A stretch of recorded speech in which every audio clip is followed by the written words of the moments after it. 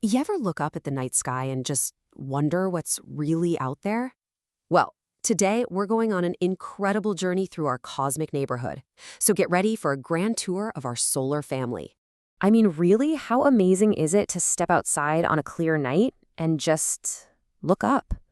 That huge dark canvas up there holds some pretty incredible secrets. It almost looks like the whole sky is studded with diamonds, right?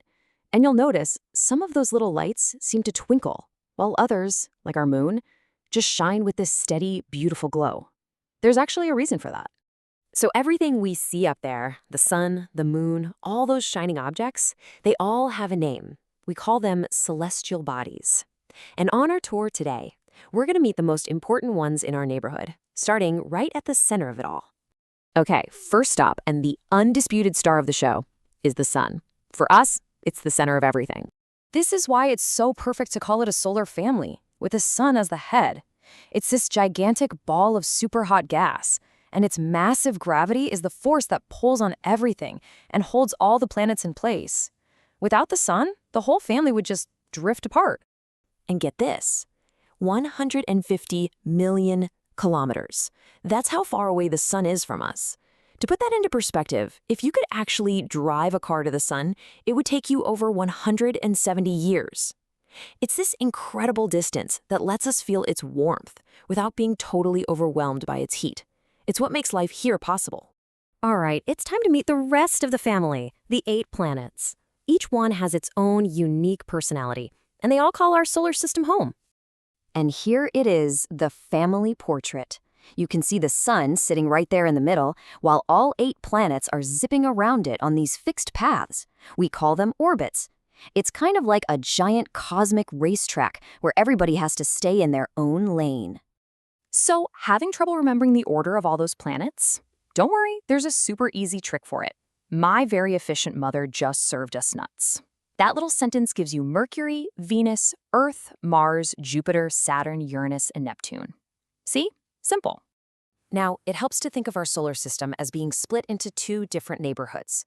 First up, you've got the inner planets, Mercury, Venus, Earth, and Mars. These guys are the small, rocky worlds that are huddled up close to the sun's warmth. Then, way out in the cold, you find the outer planets, Jupiter, Saturn, Uranus, and Neptune.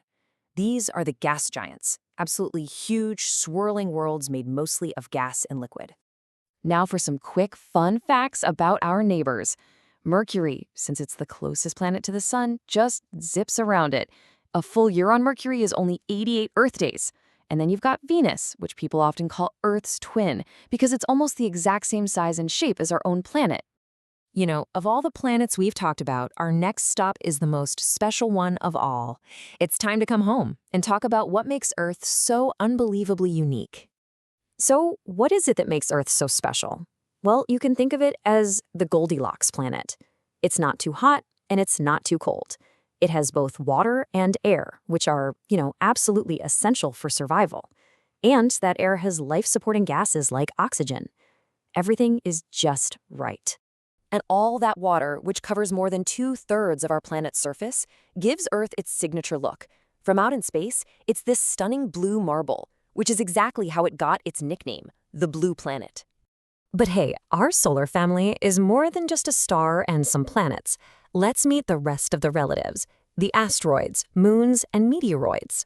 So here we see 2 different members of the family. On the left, that's our moon, Earth's natural satellite. A satellite is just a celestial body that orbits a planet. Now on the right, that's an asteroid.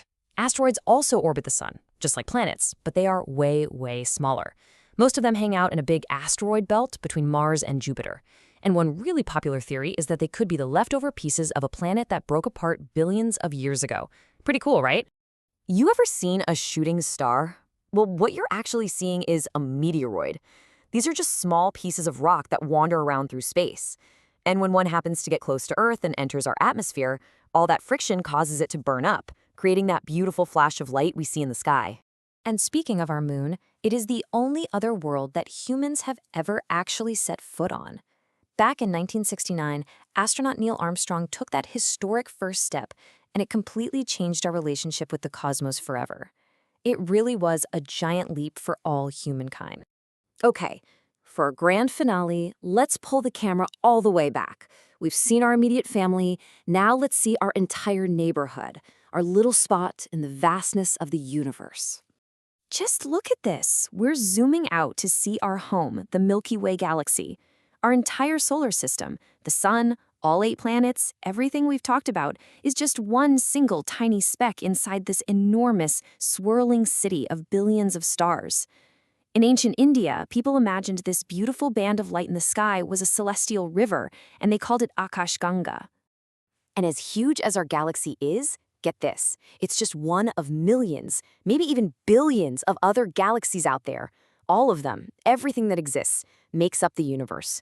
I mean, trying to wrap your head around its true size is pretty much impossible. Which brings us to this one last thought.